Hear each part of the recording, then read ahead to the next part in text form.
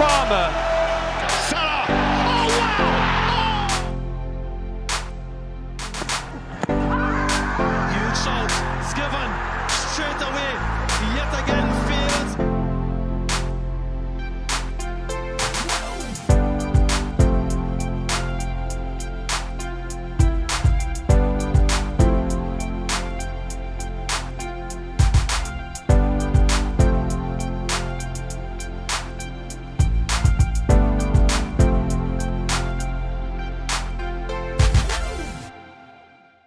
Caicedo skipping away from McAllister. Moises Caicedo built it! Oh, built it! My goodness me, he gave that a lot and blasts the Blues in front. Cucurella, Garnacho! Oh, that's close. And Mamardashvili did not switch. That's a good first contribution. And there's Gakpo, and there's Fitz. That's beautiful. That's Salah! Soboslai, and in goes Gakpo, and Liverpool are level at the bridge, and Arnold Slot is pumped. Jamie Gittins, Fernandez across the face. Estevao! Mamardashvili's across again. Yeah, 7 minutes of Progressive Insurance stoppage time. Estevao, what a ball! Oh, what a chance for Enzo Fernandez. He holds his head. The moment escaped him. Enzo Fernandez. Cucurella. Estevao! Blue paradise! Marissa running up the touchline to engage in a brilliant bridge moment. 95 minutes and Chelsea have nicked it. It's over. Chelsea have toppled the champions amid melodrama. What a fabulous football match. What a fabulous climax. This has been prime Premier League. Intense, honest football from A to Z. Hello and welcome to another episode of the Dugout Podcast. I am your co-host Andrew and my fellow co-host Marissa. And yeah, we back for another episode. We just call it the Battle of the Dugout. Right. The Dugout Podcast Derby. Dugout Podcast Derby. Anyhow, Marissa had I know she had a good week, but at least football-wise, she had a good end to the week. My side has had an atrocious week, actually. 3 defeats in a row. And that brings us to our... I guess you all can understand that's why my tone is a little bit somber. Melancholic. You are killing me right now. Than it normally is. But yes, so that brings us to our first agenda, written by Marissa. And again, my apologies if I say anything that doesn't make sense, because I must say that, you know, when it comes to Marissa and her agendas, I get them, you know, just before game day. Oh my gosh. No time to go to the training pitch and prepare properly.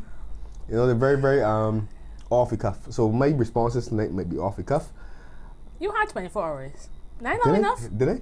What is the timestamp on that message? The timestamp on this message was... Tell the people. Time past 6 shot. It is no 28 minutes past 6. You had just over 24 hours. Alright. So we understand what we're working with. Just want everybody to know the character I would like people... What about the other thing that I said? Did I not said, when you first brought this up, did I not say I will make an attempt to improve? And this was the attempt. No, I said yesterday I will make an attempt to improve. Why you had a brain in the show? See that way, let Shaq do that intro, you know. That's why let Shaq do the intro? Yeah. Okay. I hope you appreciate my response later down the line. Because you know who laugh best. Not saying that I can laugh, but I know you can laugh. I still got one to win league, you know. Listen, skipper. Lord. We don't want to hear you right now. Let me introduce the agenda. Gosh. The first agenda is that this is what Marissa wrote. Back to back. Jesus Lord, what you saw? Back to back losses for the Premier League champions or Liverpool in a mini crisis. I know that was going to trigger you, you know. I was planning to write 3 defeats in a row, but I said, nah, let me write this in a way that will trigger you. And so said, so done. Trigger me? I just asked, you know, it took me by surprise. I guess I only glanced at since I got at such a short notice, I was only able to glance, you know, at the agenda here and there. But so do I have the floor? Of course. Okay, thank you. I appreciate it. All right, yeah. So as Marissa said, back-to-back defeats, 3 defeats in a row in last week. It's a very unusual feeling for me. I've grown accustomed to winning most games, or at least going undefeated under this new manager. Even on the clock, to be honest, to be fair. But anyway, I think the question that you asked was, are Liverpool in a mini crisis? I wouldn't say, I think the crisis word is a little bit overblown, especially at such a... That's why I said mini. I don't think it's a crisis, to be honest. At such an early stage in the season, it is not a crisis just yet, but it is alarming. And it takes me back to the start of the season, where even though I picked Liverpool to win the title, I said I picked them with reservation because I didn't like the performances that they were putting in holistically. And there were moments so far this season where I thought they were getting a bit better. I honestly think the 3 defeats that they had before the national break in the last week or so, I think those 3 defeats have been down to a few things. One, I would say, firstly, they're probably down to the quality of opposition that Liverpool faced. I remember when the Champions League fixtures came out, you were like, oh my God, Galatasaray, I was like, away though, that's not easy game. So said, so done. But nevertheless, the quality of the opponents that Liverpool have faced, I think, and I think Liverpool have also been agents of their own downfall at times, because I think that's in at least 2 of those games, the crucial moment or the pivotal moment was because Liverpool shot themselves in the foot. Going back to Palace, well, goodness gracious. They get how many first half? Can't deny that. It should have been about 3 or 4-0 down. Then they responded in the second half. I actually think this is the first time I've seen Arne Slot, I would say, get some key decisions wrong. Because I think his starting lineup against Palace was a little bit, I didn't like it before the game, and when he hold the game pan out, I didn't like it either. I think the lineup that he picked against Chelsea, I have problems with that too. But going back to Palace, yes, second half he made the adjustment, made the sub. They got back in the game. It looked like they could have, because I think it looked like they could have won it. Actually, Liverpool took long to score the equalizer. Because remember, the equalizer from Chiesa came relatively late. And if you look at his stats, it was like almost like Liverpool did the reverse to what Palace did in the first half, where Liverpool dominated in terms of shots on goal, whatever chances created. I think the only chance that Palace had in that second half, one would have been offside, and then the other one was in one that Nketiah, that was it, right? That he scored. Eddie, man. Yeah. Which I was again disappointed. Because certain players I don't like, you know what I mean, when they score against you, like, oh my goodness. Anyhow. It's funny though how you Robin Carvalho scored that last minute equalizer for Brentford in my face. It's kind of fitting though. He never played for Chelsea? But no, it was an ex-player for you scoring against me. Right. So now this is an Arsenal player. Of course, the last person you want to score is scoring against you. Well, I don't let him go. I don't not let him because he played for Arsenal. I just don't rate him as like a high quality striker. Oh, I just meant in terms of the whole title. I get you. Fair enough. Yeah, so I guess he did the Gunners a favor. But I feel as though that goal at like many of the games that Liverpool have been in this year, in the last week, was avoidable because the ball that led to the try came across the face of the goal. Kirkes had all the time in the world to clear the ball with right foot. This man said that he not only that he don't want to use your right foot to clear the blast the people ball, he want to turn his body and kick the ball up a touch for a try. When you know that Palace have been trying to hit set pieces all the game, the entire second half, and it just gave Liverpool another situation to defend. No, it's not fatal because you still got to defend the corner, you still got to defend the try, but it just means like it was avoidable. Clear the ball properly at the field, and the referee probably goes off the game and you escape with a point. Yeah. Against Galatasaray, first half, Liverpool looked like it was kind of end. Liverpool almost scored before, and right in the next phase of play, the guys get a penalty. People say it's a cheap penalty or soft penalty. I think the player was looking for it, but having said that, it was contact. It should have been a penalty. I always put it as though if it happened against Liverpool, would I want the decision? And I think that was fair. So the second half was kind of scrappy, and the game never really settled down. So Liverpool never really mounted. It never felt like Liverpool had rhythm or momentum to get back in the game. But again, Turkey is a difficult place to visit. I ain't really spending on that much. Obviously, if you don't make the qualification Champions League, then you will look back on it with regret. But I think that could happen. That was always going to be a difficult fixture.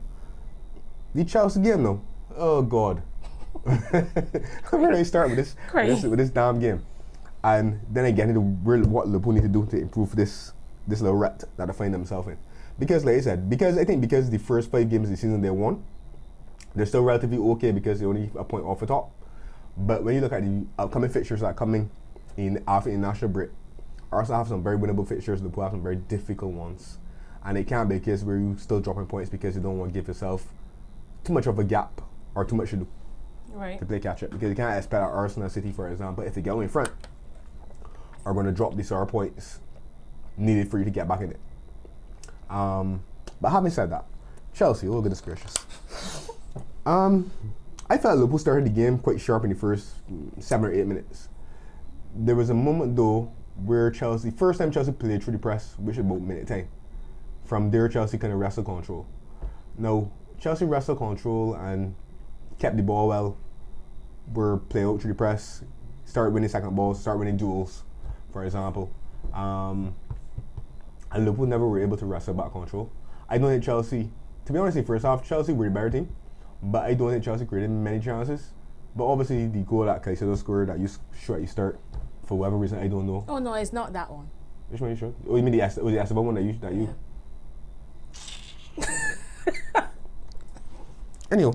Carry on. Yeah, the Caicedo goal, obviously, the midfield push up the squeeze. Chelsea had like an overload. Played to, I think it was Gusto that then lay off the ball to back to him. McAllister tried to intervene it, but he didn't get there in time. Cool, that could happen. The problem that Liverpool had was that decision making, again, agents of your own downfall. I've watched Chelsea enough over the last 2 or 3 seasons, since Caicedo has joined at least. Even back in his Brighton days, that I know this boy can shoot. You basically give the man a long range penalty. Because Van Dijk decided that he didn't want to come and close down. Kanahi decided that he didn't want to come and close down. Allow this man to shoot the ball from 20-25 yards in the top corner. Oh goodness gracious. Anyway, second half Liverpool play better. Create chances. Get the equalizer. Cool. At that point to me the game became end-to-end in a sense. I don't know if it's the fact that Badiashile and somebody else went down and it stopped the rhythm. My 2 cents about. Yeah, went down and it stopped the rhythm because it had a low stoppage. And that brought the momentum. But after that happened, the game was still kind of end-to-end. Chelsea obviously didn't back off. Chelsea kept on playing. And Liverpool were playing to a certain extent. I actually thought second half McAllister had his best half of football for the season. He had been struggling for form. But this where you say it's not a crisis necessarily, but there are a couple of things that Liverpool needed to start doing better. And that is using the ball better. The reason that Liverpool lost that game was because Liverpool were poor on the ball. And there were countless chances where Liverpool actually broke counter-attack ways and got through Europe initial midfield, where Wirtz had space and turn and fed the ball to Salah or whoever. Most of the time it was Salah. And this just goes to show that Salah not sharp, because normally Salah would punish you all. But 2 times, and get Gordy and kick the ball with Kiss me to the front post. I mean, he could have passed the ball or find it Izar or somebody back post or Gakpo. But it's not only Salah's fault because, like you said, use the ball poorly. Gakpo started giving me the ball a lot. Curtis Jones came on, a little sharp initially, but then he faded. And I saw the alarm bells, man. I thought they said like taking off McAllister and bringing on Endo, because that just showed me that Slot was trying to hang on to the point. Obviously, didn't materialize. I think, say A goes to B. I said Liverpool didn't use the ball well enough. He ended up playing Gravenberch at centre back, which was a plus because Gravenberch could actually use the ball better on the ball than Konate. So it gave you more options in the build-up. But at the same time, Gravenberch is not a defender, centre back rather. So for the goal that y'all won, the winning goal, Endo allows Cucurella to run it on no way. If you look carefully at the replay, Gravenberch was kind of on his heels, so he didn't anticipate the ball being played through in his channel, and he reacted late. Robertson reacted late at the back post, and he could get the tapping. But I ain't really vexed about it because, like, to me, from minute 85 onwards, I thought Chelsea, if anybody was going to snatch it, it would have been Chelsea. So it's fair, whatever, it's cool. I would say minute 75 onwards.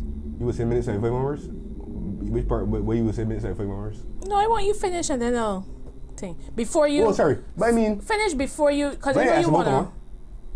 I can't remember when the triple sub was made. Yeah, but to me... Probably around that time, actually, that I felt that we started to wrestle back control. Because like you said, in the second half, y'all started a lot better. And I thought y'all had good chances. Good chances, obviously. especially Salah, like you pointed out. Yeah. But when he made that triple sub, I found there was a shift. Y'all didn't really create much after we made that triple sub. Right. I don't know if he stopped it, but break the momentum or what. But to me, they didn't create much, they didn't make the most of situations. But there still were situations where they had like 2 situations where Liverpool were 4-3. Oh, and yeah, and true. And the make on the ball was just bad. So like, no, just and off with this. How Liverpool can get up with this rap? What's all it need to do? I think there are a couple of reasons. I've been watching like punditry and stuff like that. I've seen pundits talking about the Jota tragedy and the effect it may have had, blah blah. Honestly, I don't think that Liverpool should use that as an excuse. Van Dijk also said it.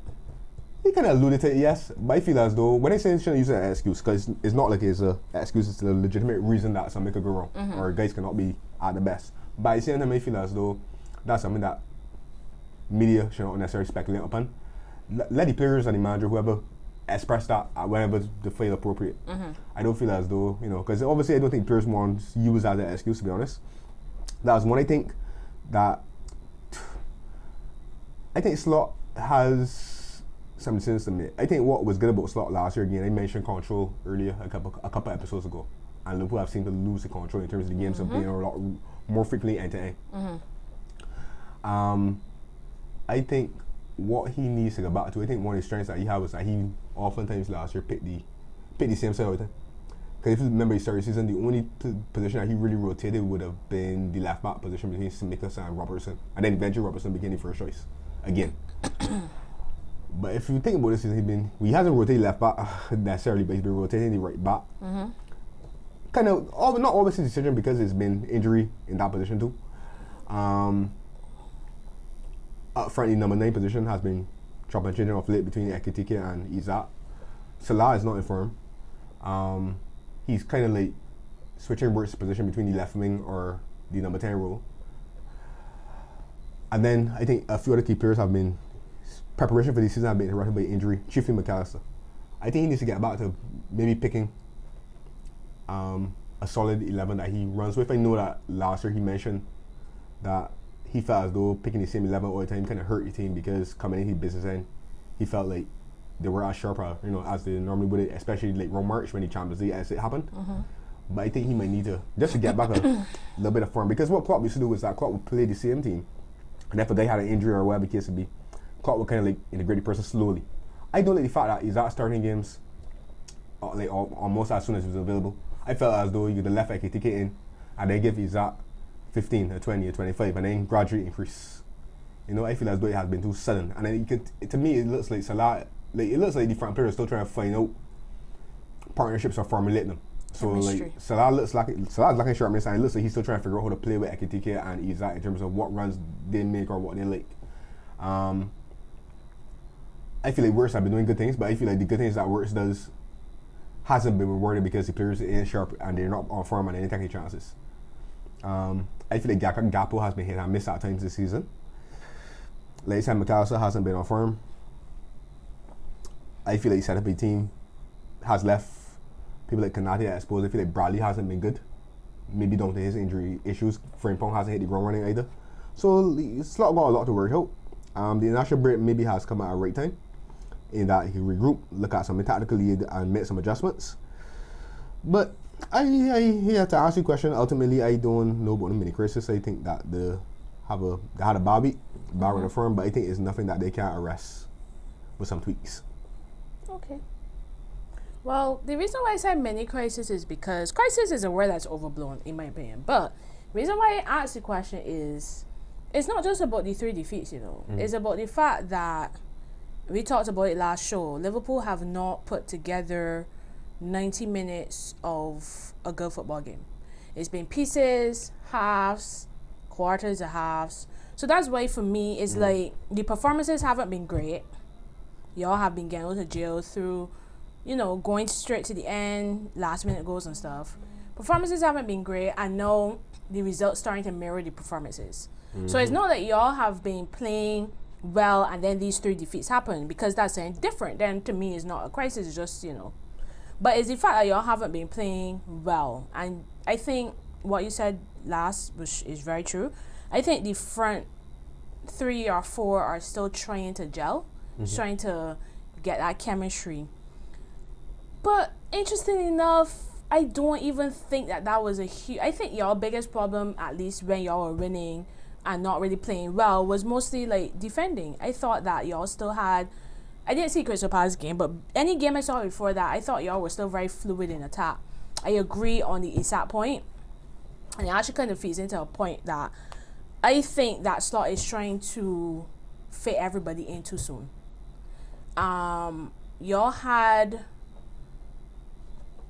Y'all saying Frimpong, Kirkes, Verts, Ekitike. Isak. Who was the other person? That's it. Wait, sorry. Words. Yeah, I think that's it. Y'all ain't had like 5 debutants in your first game of the season? Or it's just 4? Maybe it had been 4. But it was right. the same with Frimpong, Kirkes, Marwadashvili, who knew, but came last year, was bought last year but loan, but was on loan. Isak, Ekitike, and the centre back got injured. So it wasn't going to Ekitike, so 4. I saw a stat that said y'all the first reigning champions that ever began the season with 4 new debutants in the first game. Right. And I understand, but I feel like he is trying to fit everybody in too soon, and he still doesn't know where everybody fits. So that's dangerous. If you're trying to fit in everybody too soon and you're still not sure where people fit, it's going to cause problems. I completely agree. I don't think that... I know that Ekitike had the ban. Which game he was banned for? He was banned for the Palace game. For the Palace game. Okay. So fair enough, Isak starts then. But realistically, did he start against Galatasaray as Ekitike? Yeah. Okay. Realistically, he should start against Chelsea too, because he hasn't done enough to warrant being dropped, and Isak has not had a preseason. Isak is still not fit. Why is he starting already? So like you said, I think that at least Ekitike was still kind of starting to gel with Salah and Gakpo, and he to me should have remained in the team. Yeah. But I don't appreciate you saying that Liverpool lost because they used the ball well. I agree 100%. Y'all did not use the ball well. I remember Salah's best moment of the game was when he put in that fantastic cross for Isak. But he had many chances where he got shown his left foot and cutting. You know how much time he was waiting for that net to burst? He's not in form. Exactly. That is trademark Salah. But I gotta give my team credit. I thought, I have told you as well, to me, Chelsea have not had a great performance this season. This was Chelsea's first good performance of the season as a whole. I thought we were very good in midfield. I thought we were hungry. I thought everybody was on it. There weren't any mistakes, thank God. Well, at least any glaring ones. I thought generally out of all the top 6 or big 6 fixtures, this was probably the best one to watch. I thought that both teams were pretty okay, give a pretty good account of themselves, but I thought Chelsea were good. I thought that we didn't allow y'all to play your usual way. Yes, y'all didn't use the ball well when y'all got in good positions. That is very true. But Chelsea played well. They will not have you thinking that it's just because Liverpool didn't play well. Let me modify my I didn't hear a thing that you said that gave Chelsea praise. But the question was about Liverpool. Fair enough, but you analysed the game. Yeah, but I listened to the game from a Liverpool perspective. Okay. I'm sorry. Everything you said about Chelsea was true, though. Chelsea played well. I know that, but I said it. Remember, I kind of said at the end, I'm not even upset at Chelsea. I'm not quite thought Chelsea shaded the game. But what I'm saying, when I say that Liverpool didn't use the ball well and that's why they probably lost the game, I'm not saying Liverpool deserved to win the game either.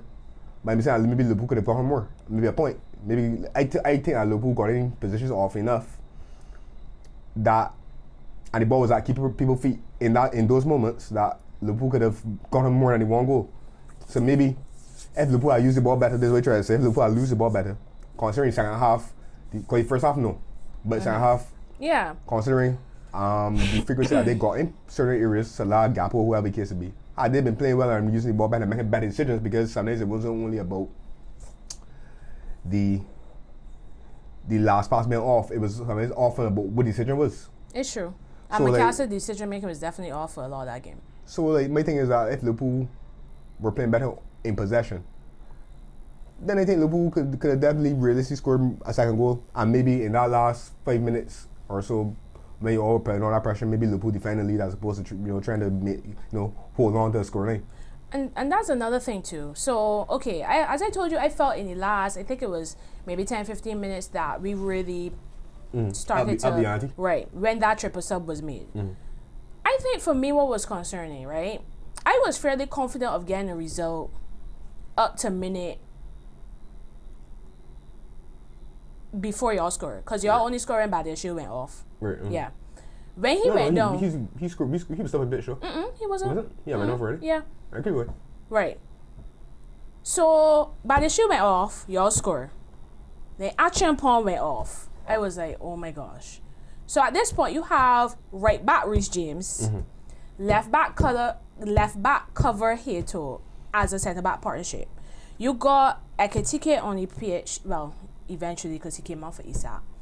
You have one of the best attacks in the league. I was genuinely frightened. But in those last 10, 15 minutes, I'm surprised that there wasn't like a barrage of attacks, considering we were very depleted. I was expecting y'all to take advantage of that. I expected y'all, when my two centre backs went off to win that game, I genuinely did. But the reason why is because Liverpool used the ball properly. Because remember that, yes, you're correct, but everything that happened. But then you had instances where people start giving away the ball cheaply. Yes, Chelsea midfield was terrific, but people like Jones and Endo and Kirkez, not Kirkez, Robertson and Arthur Szoboszlai were couldn't keep the ball. Yeah. So that barrage happened because Liverpool couldn't keep the ball. I feel as though it got especially worse when Marissa went off. Marissa was the one that was still able to break the lane with a pass to Wirtz, and Wirtz could turn in space because I had space for Wirtz.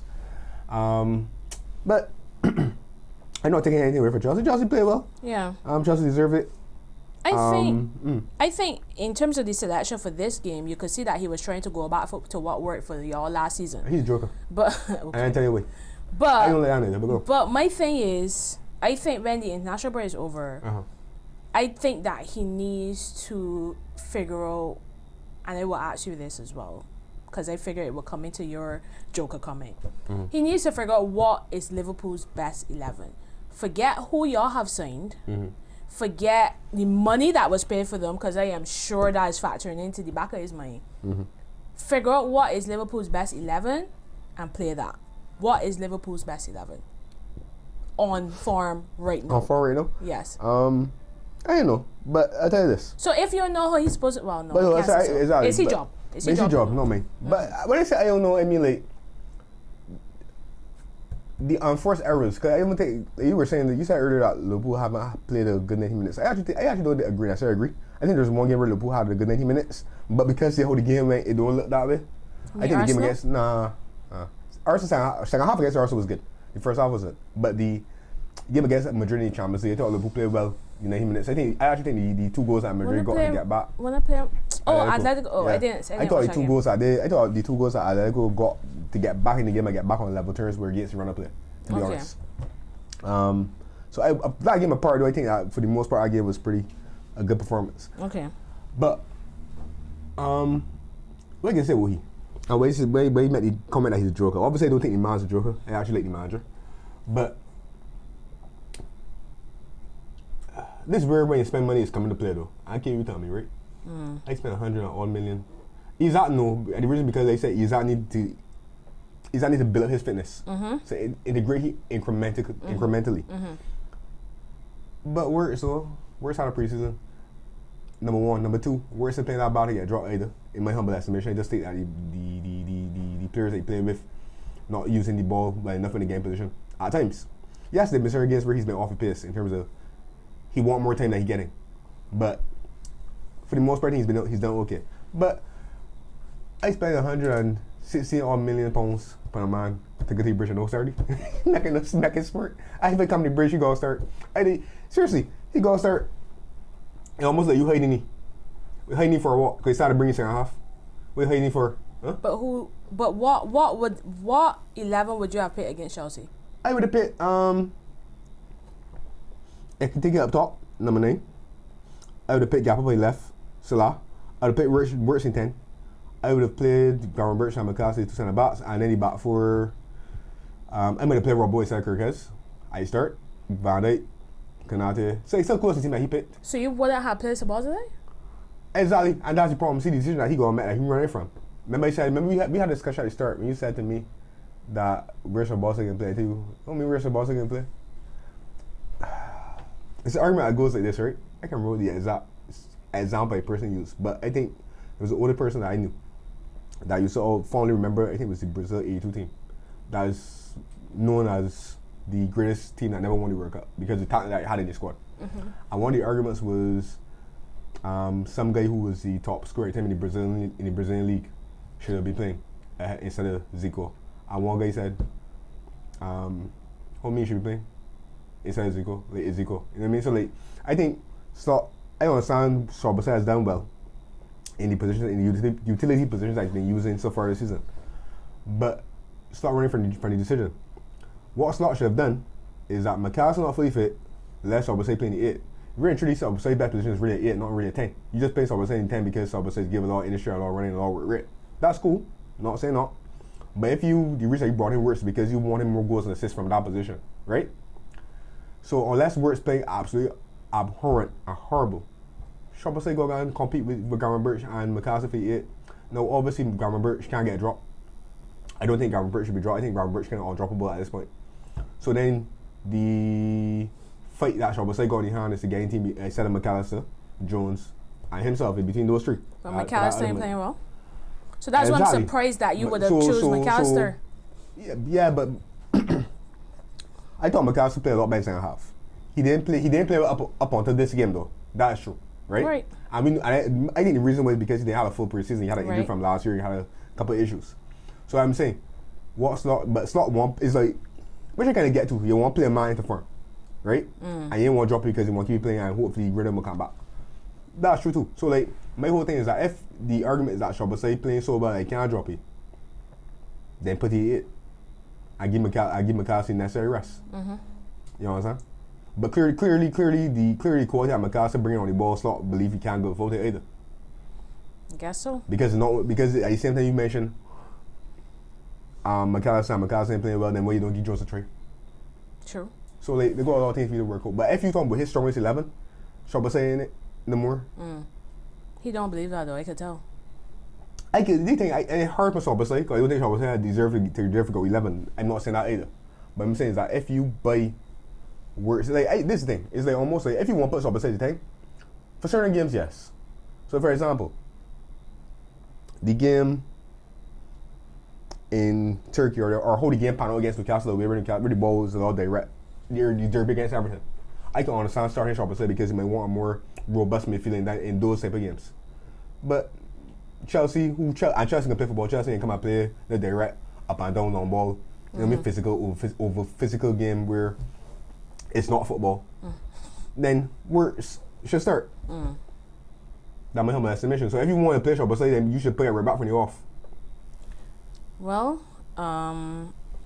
it will be interesting to see when we come to our next segment, which is the predictions, what you think is going to happen, because it will be interesting to see what solution Slot has found in the international break, in my opinion. I do agree. I think he does have some things to think about and some tough decisions to make.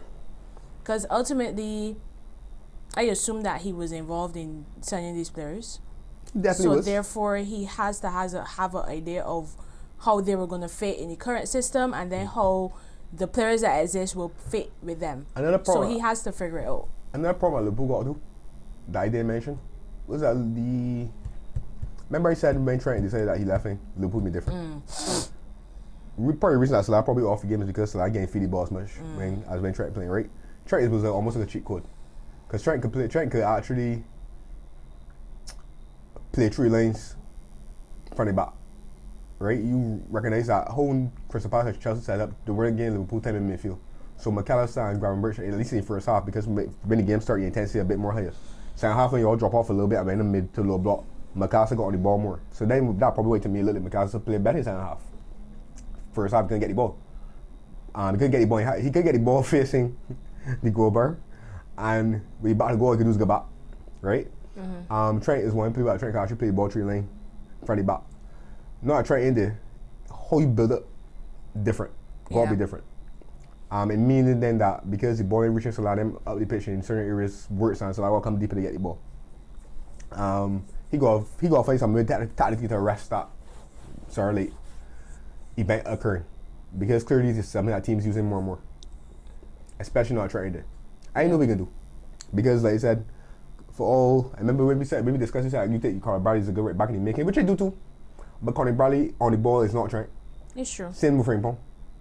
Yeah. So I can't help you in terms of solving it. Well, you gotta figure it out, like we said. But I think he can figure it out, man. Yeah, but, he's a good enough manager to figure it out. Yeah. Yeah, man. So yeah, but I think it's what we're again. This what worries me, and it could become a crisis. I'm not saying it couldn't become one, but the next 5 fixtures that Liverpool playing, difficult. Yeah. In that Champions League fixture, difficult, and you don't want a situation where you're giving yourself too much to do. Yeah, I agree. Where then obviously then by Christmas time, the ambitions or the targets that you have this season gotta change. Yeah. I'd still back y'all together to the Europe though, to be honest. I hope so. Obviously it's international break, so I think our predictions will probably be only 1 week of predictions, because I think the fixtures resume week after next, and I think we're back in the studio. So it's just one game week. I'm still leading the leaderboard. Of course, I had a horrible leaderboard week. 15. Well, we were pretty much even. I think it was 6-5. Really? Yeah. I thought it was worse. Yeah, I had a pretty bad week too. You know, it was like double pay for me at the goal score. I had predicted 1-1. I was like, Jesus, can't catch a break. Imagine me when, no, that was you. There was something happened to me when Brentford scored last minute too. I was well on my way to 3 points with that 2-1 prediction, and then idiots had to make it 3-1. 2-1 was enough, Brentford. Come on. Oh yeah, it's Man U. Yeah. Oh yeah, I mentioned you that it was happening. You score. Yeah. So I think we both had 1 correct score each this week. I got Liverpool Chelsea result, and you got the Man City Brentford result. I would have never. I 1-1, boy. Listen, right? that was a guess. I mean 1-0. I mean 1. I would. There's not a score like I will ever predict for City as 1-0. Honestly, so that was pretty good. Pretty lucky. So yeah, I think I have 15 points. You have 13 points. So it's still quite close. Okay. I was defeated. I honestly thought you had gone. We both had awful acres weeks. Away. Like, I think there was a week. What week that was? I think it was the first week. I think both of we only get like 1 point. Literally. Like 1 single point. Like I think we had 1-1 draw for Man U and Sutherland. That didn't work out. No, that was this week. I think then the Wolves Tottenham result. Again, we both predicted wins for Spurs. That was a draw. But yeah, we both had some shockers. The Arsenal Newcastle game, I went with a draw. You went with a draw. I went with Newcastle win. Arsenal win. Arsenal win. Yeah. So I just best about that too. You know that net pot fault though. That net pot fault. For which goal? The last goal. Oh, but that's the last minute of the game. What are you trying to do is by starting a quick counter attack? Just relax the ball. Yeah. Like I was like, dude, and then honestly, right? Yeah, corner. I still got issues. I still got ankle vets with when it's going about to say, right? I still have issues with this whole Arsenal putting a map and goalkeeper standing long, my referee and blowing the whistle for a foul. Yeah. Cause Saliba busy block the coming for the. He stood on him the entire time. Yeah. He couldn't even get. He didn't even get a good jump. Exactly. Yeah. Wait, VAR doing the job. The sleeping. Well, clearly they say it's legal. Legal with back foot. Anyways, some big fixtures coming up in this game week. Starting with. You get Ashford. That was we started with. Lord. Yeah, scheme up. I won't be surprised if he get 30 in national break. That's alright. I laugh at that for us. Your European contender prediction. Then anyway, listen, that one alright. He's the agent. He won't don't fall. Yeah, that ain't looking too good. Listen to me, man. That ain't looking too good. Honestly, right? To be fair though, I thought Ange would have had a better start to the ring. I thought it'd be like up and down. But right? he ain't win the game. Be him in the game. Might win this one though. Anyway, I'm not predicting that. Early international break and the early morning kickoff. That's like a nightmare for Chelsea. B. Have no hopes. Anyways, I do have hope. I'm gonna go with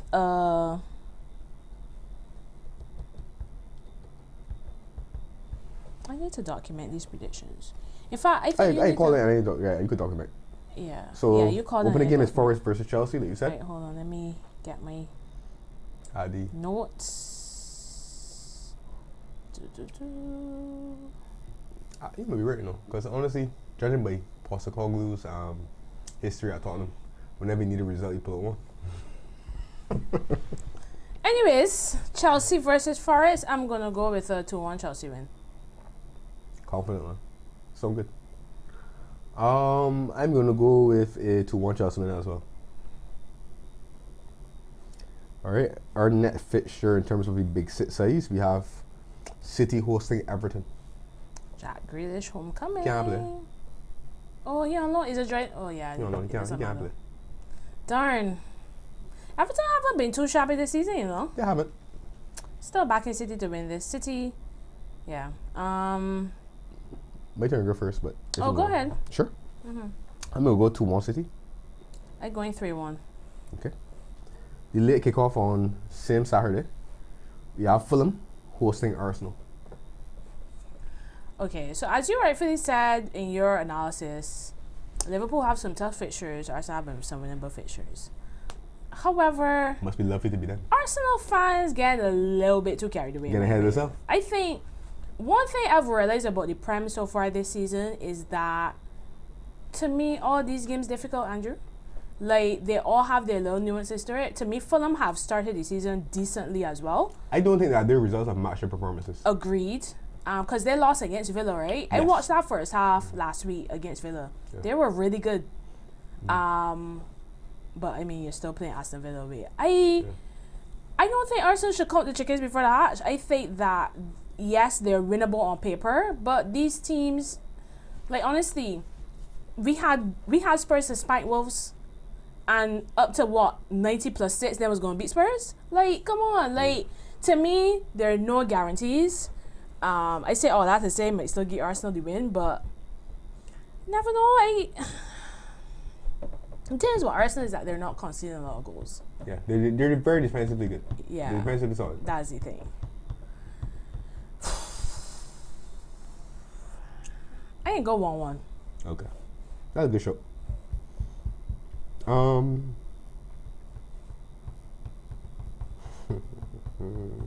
You say you can't see Fulham winning? Neither me. But I'm sure Fulham. I'm not sure if Fulham has enough quality, talent quality. Because the issue with Fulham is that not creating chances. Fulham don't score enough. Yeah. So and Arsenal is a very hard team to score against. Sure. So I set piece masters. So I think Arsenal. I can go 2-1 Arsenal. I think they'll win. They'll win that game. I don't know if I should slander Arsenal set pieces anymore. I saw a stat that we only won't go behind them so far this season for set piece goals. Yeah, but I don't think you guys focus on it. Yeah, I agree. We don't. And it's clear because everything Arsenal will forget a corner, throwing well because then set piece coach up and down. Like a jack in the box. And the camera always punny. It's always so sickening. Right? Making it so they've created that narrative anyway for themselves. Alright, Sunday's fixtures. Switching gears to Sunday. First game we have Tottenham hosting Aston Villa. Very, very key game. Again 2-2. Good show. I'm gonna go 2-1 Tottenham. Just because Tottenham at home. Fair. And the big game on Sunday, late kickoff.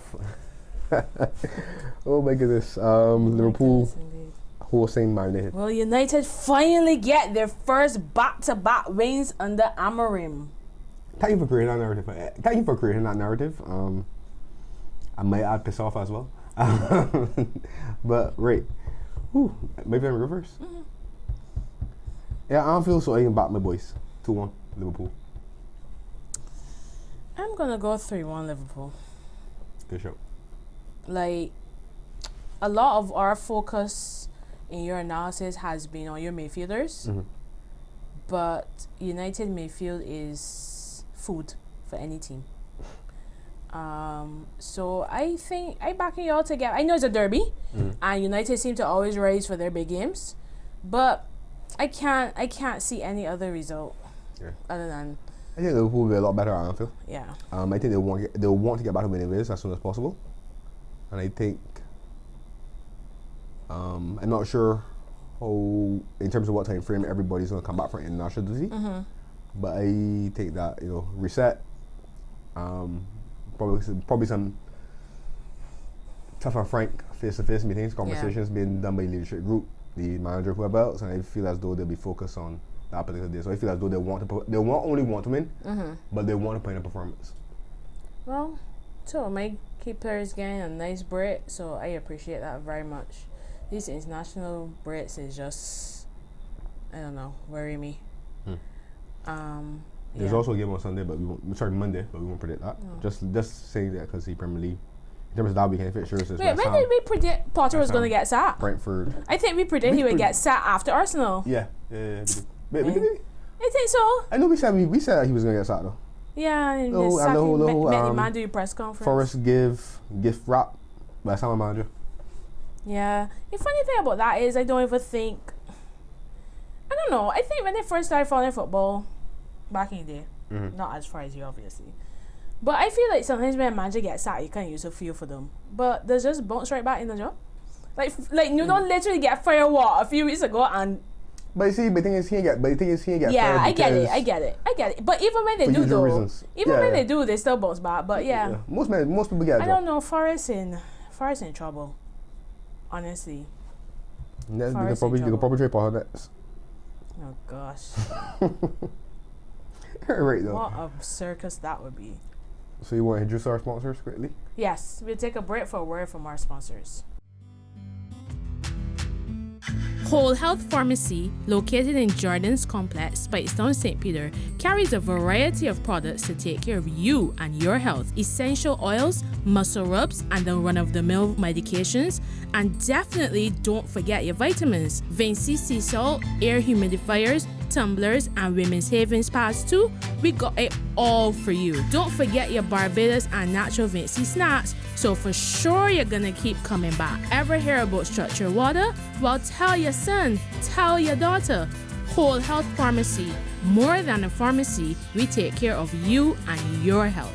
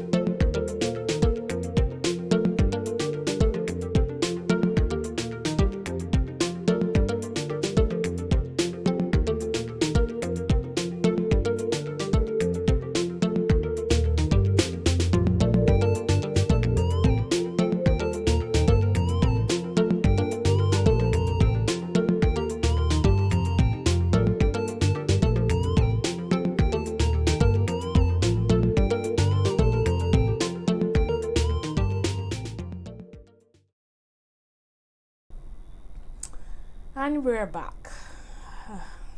So we back. Do we have to do this next topic? I actually have a funny joke for you. Oh gosh. So my aunt asked me, what we were talking about this evening. They mentioned, we could talk a little cricket.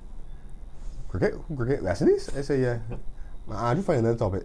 I find another subject, man. I say, well, I set the agenda, man. I didn't watch any of the T20 against Nepal, as you know, because minute player was at work. And I definitely didn't watch the test against India. I knew better than that. Do that to myself. But where you want to start? You want to start T20 series first? Yeah, we can start there. I watched, let's see, what did I watch? Because like you said, I think they started about in the morning. So when I was taking lunch, I think West Indies were batting in the first two T20s. I didn't watch a ball of the third T20. Maybe that's where it went wrong. Maybe if I didn't watch, they would have won. Anyways. Look, to me, it's less about this series and more about what we're doing as a whole in this country. In this Caribbean. There was a tweet that CPL tweeted. You know, during tournaments, they will post like their the top highest run scorers, top highest wicket takers.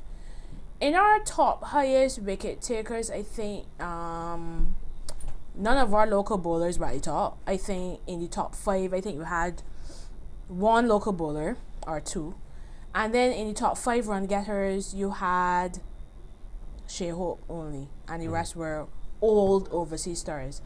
And my issue is, when I saw that, I quote tweeted and said, "This is sad for so many reasons." And I think that's reflected in this T20 series. Obviously, we didn't choose a full strength team because like Shea Hope and all of them were in test series, and then other people requested the rest. Whatever. My issue is that your depth, because you want to market CPL as the greatest party in sport, as our premier T20 competition, but it is not producing local talent. You see 1 or 2 stars emerge, yes, but 1 or 2 stars don't make a team. So that's the first thing. I don't think CPL is doing enough to help us produce solid backups to the Hetmeyers and the Powells and the Hopes when they take breaks. That's the first thing. The second thing is, even despite what I just said, that team should beat Nepal. You had Kyle Mears, who has played for West Indies before. You had Kesey Carty, who is a current West Indies international. You have Jason Holder, premier all-rounder, former captain. I know those are only 3. You have Akil Hussain, he's captaining the side. You have Fabian Allen. You said at one point he's one of the best T20 bowlers in the world. Right in the world. You have Fabian Allen, who I rate highly. So yes, I did not just call the full 11 players, but that is enough of a core of players that can surely string together better. And it wasn't only the defeats, Andrew. It was the manner of the defeats that had me. You can imagine we in the T20 and we 7 for 2 after 5 overs chasing one something. It was honestly pathetic, and that is my issue.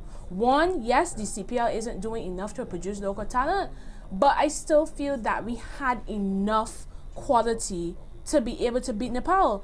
It's not that Nepal put up enough runs. Like, I think the first T20 was 150 something. Both the first 2 ones that they won, both scores were traceable. Yeah. Especially for the first game. Exactly. It was more a little bit. I was actually surprised that we did it. Exactly. So you have a good core. I forget to mention Amir Jangu. He did it. I think he scored 100 on debut against England last year or something like that. These are good enough players that can surely go to Nepal. I think they're playing in UAE or something like that. Go to UAE and beat Nepal. Honestly, it was pathetic. I remember I was lying on my bed after the first T20, and I see a message come through. Man, what the hell is this? What was this? Because I didn't even know I was playing. I saw, the signs of your phone, you get the little update. Yeah. So that's when the game was on. Yeah. Okay. I saw the restricted guys for like 1 and some change. Yeah, it was like 150 something or something like that. My take was even less. It might have been 140 something. That was even worse. And then I said, then when I ain't paying attention because Nepal we playing. Okay, all right, whatever. And I think you had told me before I was experimental side that our squad that went. And then I saw the result in Nepal win by. I don't sure much the win by. West Indies, to the credit, weren't bowled out, but still. And I was like, hey man, what the hell is this? We losing to Nepal now? It is a new low. Was that the same day that I lost to Brighton? Yes. And you lost to Palace. Palace, oh my yeah, it was gosh. that same weekend. Yeah. And then Arsenal win next day. My gosh, that weekend was the worst. And I remember, I left the room. I can't remember what I left the room for. I left the room for something. And when they left the score was 1-0 to Newcastle, when they came back, I was like, Arsenal scored. Sean was like, yeah, but the first goal was lucky. I was like, okay. And then the base guys just about so hard. That weekend was awful. Anyhow, but not let me feed into my Arsenal hit. But the point is though, it is a new low. I have been mourning the fact. I remember you're all steadfast in the fact that you still think they're talented cricketers in the Caribbean. And I would not go against that. I wouldn't say that there's not them is in rough, so to speak. There's talent there, but I think there are a lot of reasons that it is not coming to fore. Like you said, I don't think the competitions, the domestic competitions that we're playing, are serving, like you said, the production line well enough. Yeah. And I think the tournaments that do not include overseas stars, I don't think the batsmen are facing high quality bowling. Yep. I don't think the bowling is obviously playing against high quality batsmen often enough. So something needs to be done in the production in terms of what we do before we get to the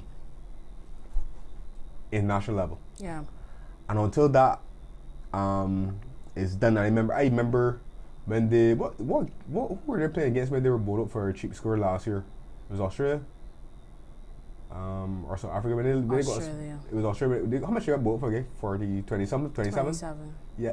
Sorry to bring back bad things. Yeah. Remember in the immediate aftermath of that, there was this whole big hullabaloo where it was like, the West Indies board now have sought out, or they have decided to recruit Lara Gill was one or somebody else to be part of some like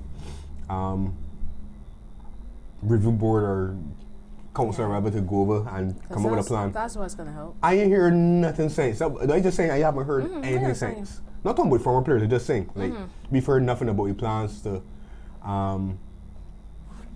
reform the cricket in the Caribbean or whatever the case would be that they're gonna do to arrest those levels of performance. Yeah. Because I can't remember last time. No, I can't remember last time I actually watched West Indies play a test match.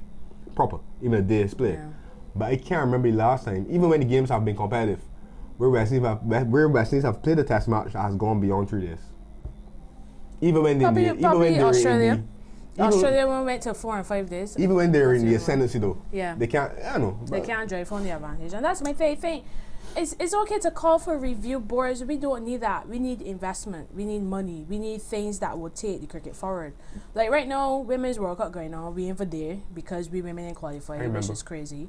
But today, had a very interesting game, Bangladesh versus England. And given the nature of the pitch, it's so funny. Cricket is just a simple game. I felt like if Bangladesh got 200, they would have won. Mm-hmm. They didn't get 200. They got 180. And they made a game of it. Mm-hmm. England only won by 4 wickets. And they actually got fortunate because the main batter was 80 not out, but got like 3 reprieves from the umpire. Mm-hmm. I say that to say Bangladesh women don't play any other cricket. Like, they're not part of any of the minimal T20 leagues out there. Mm. But they're talented. What will take cricketers like Bangladesh, Pakistan, Sri Lanka to another level is if there's more investment. I can see it. There's no way you can push a team like England like that if you don't have talent. But we come on here, we talk a lot about talent is not enough. Our women's cricketers are talented. Our male cricketers are talented. But we do not have facilities. I remember we're showing, and to me, yes, even though cricket is much bigger than football, I think some of the issues he presented are some of the challenges we face in the region with cricket. Remember, he talked about things like not trying to understand nutrition, people training every day, this is their lives. Mm-hmm. Facilities, like when you go to these other big countries, so to speak, the facilities are there for their cricketers, their footballers to advance. It's not the same here. And I keep on saying as well, because as you know, the place I work at, we found some school cricketers, for example, who have gone overseas and are playing for county cricket over there, and they have friends that I have taught and stuff like that, and I will ask, how they're doing, blah blah blah. Mm-hmm. And one of the things somebody said to me was that many tour sides, because they got tour teams that have come to Barbados and played against the school and been beaten badly. And I'd be like, so how come women be so good at secondary school level? And then he said no. He's like, yeah, but when we get to the international level, in the space of that, the 5 or 6 year gap, those guys have gone away and they have worked. Because he said that they don't really focus on the games per se, they focus on the technique. Yeah. Batting technique. It's like, I feel like I just my experience from a schoolboy, like watching my peers play cricket and playing cricket first. At least I'd be, but I'm that way. I was in the top, whatever. But it's almost like when you come in from school at kiddies cricket, remember that? You will learn how to hold the bat. Yeah. You will learn how to like take a stance and do certain things, and then it's like you just rely on your natural ability. Yeah. So who could play shots, who could do whatever case people will score runs and you get a pick off of that. And it's like I'm not sure that many schools, many, like you said, infrastructure, many facilities, many institutions, I could be wrong, but it doesn't seem like enough actually work on things like fundamentals and just drills and just, repetition, technique, over, technique. all the time, And when you put the ball in this spot, sits over straight. So for example, batsmen, they want you. I've noticed that in games, I get certain types of bowling. For example, you ain't that strong with your front foot, or you're not strong with your back foot. And I want we work on certain things to improve that. And I think that's the difference. I think I'm assuming, but I think I'm kind of right that people that playing England, for example, or Australia or South Africa, for example, they're exposed to more coaching and more fundamental work. So this is what we need to do to improve footwork. Agreed. This is what we need to do to improve this facet of the game. Your defense, your attacking shots. This really need to do to improve your placement. Everybody in Lara like goats in here and I put obstacles and just try to hit the ball between them. But the funny thing is, I also say in our athletics, like our athletes more so in the past than now, but they're still competitive now, would be competing at Carifta, running similar times as the Jamaicans. But from the time you get to that age where you move into adulthood, it's a different story. It's like, I don't know what is it. I don't know what it is. But we definitely need to do something because like you say, moving on, he test match. I ain't watch a ball. Like, what's the point? I saw before he test match, Shamar Joseph ruled out, Azari Joseph ruled out. Like, our bowling. I didn't see the Azari when they talked. I know Shamar was playing. And our bowling is the best part of our test side. Yeah. So, I mean, like, in my opinion, players like Hope and Chase, these are players that should be doing better, but it's like, what's the point? What is the point? You didn't play any T20 series because the test series running current. Again, that's also dumb to me. We don't have the depth like England, Australia, and India to be playing one series here and another series at the same time. What was even the point of that? Yeah. But moving on, so you save these men for the test series and then they go there and do that. Like, there's no point in me watching the test series because it's a foregone conclusion. It's hard to win in India anyways, let alone with a depleted bowling attack and batters that just don't know how to play time apparently. Like, I just think honestly, right? Let me be frank. I just think most of our batsmen are ill-equipped to handle that level, that quality of bowling in those conditions as well. And test match is pressure. It's about patience, pressure. Yeah, you got to fight through their moments. And we still at the point even worse now than maybe we were going to school. I mean, we were actually, I was still actually rabbi cricket fan. We were kids with the with Ben Star one scored 100 to chase down the highest ever test score. Remember when we went against Australia? Like, we was young. We was like, like them days feel so long ago. But my thing is that we still kind of like operating as though, because they might made a comment that get Sammy from the team. It's not Sammy at this point. Exactly. It's not Ross and Chase as captain either. It's not. You can put anybody in those positions. You can still get the same result. Exactly. The game has gone on and the Caribbean has not gone. We have been left behind. We have been left. Our facilities, our infrastructure, everything is being left behind. Everything is being left behind. So yeah, I'm not gonna lie and say that maybe the captain could do better, maybe the coach could do better, but you cannot. You're just gonna be taking somebody else and putting them in the same position to repeat the same cycle in a year. But it's happened already. Cause we trade people who've coached teams and had success. Phil Simmons, we trade overseas coaches who've had success. And nobody has been able to sustain a consistent upturn in the form of the best team. I mean, you look at a side like, who Phil Simmons coaching now? Afghanistan? No, not Afghanistan. Phil Simmons coaching some side. But you can see the improvements that these sides made under these same coaches that we've had. Yeah. The problem is not the coaches. The problem is everything behind the coaches. So, I don't know. West Indies cricket depressing. That's the truth. But anyways, Chelsea won, so I feel slightly happier. That makes one of us. Alright, anyhow. You'll be fine. You're still up there. Oh, I still languishing in 8th. Or 7th. Yeah. Some results pushed me down. I mean, it's still tight at the top, but still. Yeah.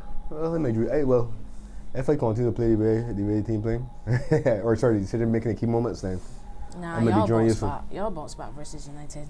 But anyways, that is it for us tonight. Well, today, whenever time you're watching this or listening. Follow us at the Dugout _podcast. Follow me, Marissa Simon91. And Drew 9106. Obviously, our sponsors, Whole Health Pharmacy and Spirit Life Studios. Also, I know we talk a lot about YouTube, but we're also on Spotify. So you don't have to sit down and watch these wonderful faces all the time. You could just listen via YouTube or listen via Spotify because we're there as well. And yeah, we'll see you again after the international break, Yes, please. where hopefully both of our sides have put 3 points on the board.